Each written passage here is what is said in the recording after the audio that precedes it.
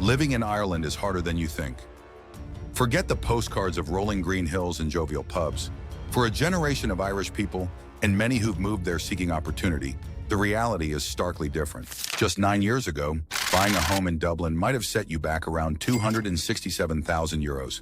Today, you're looking at over 450,000 euros, a crippling 70% jump. Rents? They've nearly doubled nationwide in the same period. Think a good job solves it? Think again. In Dublin, you now need to earn a staggering 128,000 euros a year, nearly 4 times the average wage, just to afford a typical home. Even renting comfortably demands almost double what most people make. The result? Over 15,000 people are officially homeless, a number that's quadrupled in less than a decade, hitting record highs month after month. That includes over 4,600 children without a stable place to call home. More than ever recorded, even surpassing the grim figures of the Great Famine. And the young? 7 out of 10 are considering leaving the country, searching for a future elsewhere, because the so-called land of opportunity feels increasingly impossible to live in. Once an economic miracle, the Celtic Tiger now faces a brutal paradox. A wealthy nation on paper, where securing a basic roof over your head feels like an insurmountable challenge. How did one of Europe's supposed success stories reach this breaking point? What confluence of factors turned the dream sour for so many? To understand Ireland's current crisis, you need to rewind a bit. For much of the 20th century, Ireland was one of Europe's poorer nations. High immigration was the norm, with generations seeking better prospects in the US, UK, and beyond. Its population actually shrank for decades, unlike almost anywhere else in Europe. Then came the 1990s and the Celtic Tiger. A key decision changed everything, slashing corporate tax rates to just 12.5%. Suddenly, Ireland became the gateway to Europe for global giants. Apple, Google, Microsoft, they all piled in, transforming the economy. This boom needed people. Ireland, with its small population, couldn't fill the thousands of new skilled jobs. So it opened its doors, launching campaigns like Come Home to Ireland. And they came, skilled workers, returning immigrants, people drawn by the promise of prosperity. For a while it worked spectacularly. By the early 2000s, Ireland was richer per capita than the UK and topped quality of life rankings. But beneath the surface, the seeds of today's crisis were being sown. Housing policy hadn't kept pace. Deregulation in the 80s had shifted focus away from social housing towards the private market. Then, the 2008 financial crash hit hard. Construction ground to a halt. Skilled workers left again. When the economy eventually recovered, the boom returned. But the housing supply mechanism was broken. Not enough homes were being built, and those that weren't necessarily the right homes in the right places or at the right price.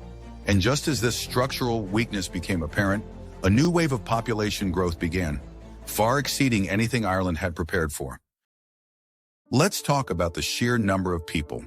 Ireland is experiencing a population surge unlike anything since the original Celtic Tiger peak. In the year leading up to April 2024, net migration, the number of people arriving minus those leaving, hit a staggering plus 79,300. That's the highest level since 2007. This influx pushed Ireland's total population to 5.38 million people, an increase of nearly 100,000 in just 12 months. Where are all these people coming from? It's a mix. Around 30,000 were returning Irish nationals, but the majority were from abroad. 27,000 other EU citizens taking advantage of free movement, 5,400 UK citizens, and a massive 86,800 non-EU citizens. A significant driver has been the war in Ukraine.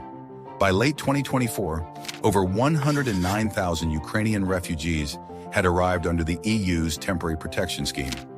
Ireland, despite its distance, took in a high number per capita. On top of this, asylum applications from other countries like Nigeria, Algeria, and Afghanistan have jumped. And then there's the economic migration. Ireland's thriving tech, pharma, and service sectors continue to draw workers. In 2023 alone, nearly 31,000 work permits were issued to non-EU nationals, with India, the Philippines, and Brazil leading the way. Add to that tens of thousands of international students. In 2023, 45% of the 88,000 first residence permits for non-EEA nationals were for education. Crucially, this population boom isn't evenly spread. It's concentrated in Dublin and the surrounding commuter belt, areas that were already struggling with housing shortages. Between 2016 and 2022, Ireland's population grew by 8%, but its housing stock only grew by 5%. That gap has only widened since, especially in urban centers where vacancy rates are incredibly low, often functionally zero for usable rental properties. You simply cannot add close to 80,000 new people per year to a country of just over 5 million without putting immense pressure on housing, especially when the construction sector was already struggling to meet existing demand. Which brings us to the supply side. Now, credit where it's due, Ireland has ramped up home building. Completions climbed from around 20,000 in 2021 to nearly 33,000 in 2023, the highest level in over a decade, even exceeding the government's own housing for all targets for those years. But here's the brutal reality. It's nowhere near enough. The Central Bank of Ireland now estimates the country needs around 52,000 new homes every year to meet current demand and start clearing the backlog from years of underbuilding. That means in 2023, Ireland built almost 20,000 fewer homes than it needed. And the type of housing being built matters. Almost 86% of new homes are in urban areas, with Dublin seeing a huge shift towards apartments, 72% of its new builds. While density is needed, this leaves families searching for houses in many areas with few options. Rural construction has actually decreased. What about empty houses? You hear claims of widespread vacancy, but the data tells a different story.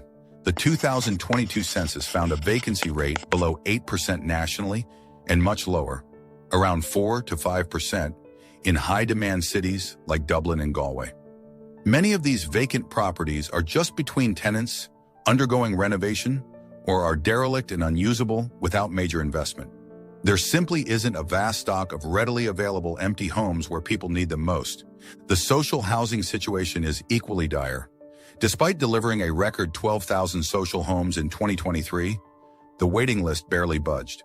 As of late 2023, 115,000 households, representing over 235,000 people, had an ongoing need for social or affordable housing support. Clearing that backlog would require the existing social housing stock to increase by over 50%. The current pace isn't even keeping up with new applications. The bottom line is stark. Housing supply, while increasing, is being dramatically outstripped by population growth and pent-up demand. The system is fundamentally failing to build enough homes. So, we have soaring demand meeting insufficient supply. The inevitable result? An affordability crisis that is locking out an entire generation. Let's look at the cost of buying. The median home price nationally hit €350,000 by late 2024. In Dublin, the average price paid broke €600,000. Compare that to median household disposable income, which was around €59,000 in 2023. This gives a national price-to-income ratio of roughly 6 to 1. Just a decade ago, it was closer to 4 to 1. In Dublin, it's far higher, even with Ireland's relatively strict mortgage lending rules, capping borrowing at 3.5 to 4 times income. These prices mean home ownership is mathematically impossible for average earners, even many dual-income professional couples. Renting offers little escape. Rents for new tenancies were jumping 11% year-on-year in late 2023. The average Dublin rent soared past €2,100 per month. That's over 50% of a typical full-time salary after tax, just for rent. Even outside the capital, rents exceeding €1,400 are common. The consequence? Home ownership rates are falling, especially among the young. In 2013, 60% of 25 to 34-year-olds owned their home. By the 2022 census, that had plummeted to just 27%. A whole cohort is being forced into expensive, insecure renting, often for life. This isn't just about numbers on a spreadsheet, it's about the devastating human cost. The most visible sign is the homelessness crisis. Over 15,300 people, including 4,653 children, were in emergency accommodation in March 2025. These aren't just statistics. They are families living in hotels, B&Bs, cramped hostels, their lives in limbo. This number has quadrupled since 2015. Child homelessness is at an unimaginable peak. Beyond the official figures lies a vast amount of hidden homelessness. Over 500,000 adults were living with their parents in 2022, a 14% increase since 2016. That includes 41% of all 18 to 34-year-olds. For most, it's not a choice. 62% say they simply can't afford to move out. They are stuck, unable to start their independent lives, form families, or save for a deposit because rents consume everything. This pressure cooker environment is forcing people out. Net immigration of Irish nationals is happening again. Over 12% of 25-year-olds have already left the country, many citing the impossibility of building a life at home.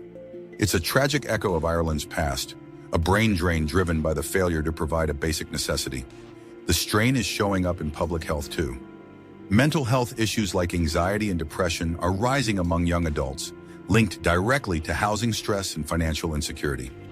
Life milestones, moving out, starting families, are being postponed indefinitely.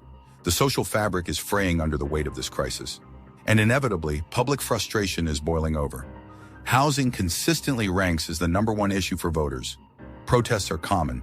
While attitudes towards immigrants themselves remain generally positive, a majority, 65% plus, now believe Ireland's infrastructure, especially housing, cannot cope with current inflows. This is fueling social tension and reshaping the political landscape, with communities feeling overwhelmed and left behind. So what is the government doing? Their main strategy, Housing for All, launched in 2021, aims to deliver 300,000 homes by 2030, with significant state investment now reaching 6.5 billion euros per year. As mentioned, it has boosted construction, exceeding annual targets in 2022 and 2023. But the plan's targets are now widely seen as inadequate. The decision to end the temporary eviction ban in March 2023, without enough alternative housing, directly contributed to the subsequent surge in homelessness. A policy choice with devastating consequences. Various subsidies exist: help to buy for first-time buyers, shared equity schemes, a modest rent tax credit. While these help individuals at the margins, critics argue they primarily pump more money into an undersupplied market, ultimately inflating prices further. The core issue, not enough homes being built, remains. Initiatives to tackle homelessness, like purchasing homes to keep tenants in place or using modular housing, are positive, but simply cannot scale fast enough to meet the overwhelming need. Objectively, government policy has failed to close the fundamental gap. Net migration continues to swamp new housing supply. Social housing delivery lags far behind the 115,000 households who need it. Affordability metrics are worsening, not improving. Homelessness is at record levels. Despite increased spending and activity, the core structural problem remains unsolved. Restoring affordability and feasibility will require a monumental, sustained effort to build not just thousands, but tens of thousands more homes each year, particularly social and affordable ones, while managing demand pressures. Until that happens, for many, the dream of a stable life in Ireland will remain just that, a dream increasingly out of reach. The Celtic Tiger might have roared, but it left behind a housing crisis that has made everyday living feel, for too many, simply impossible.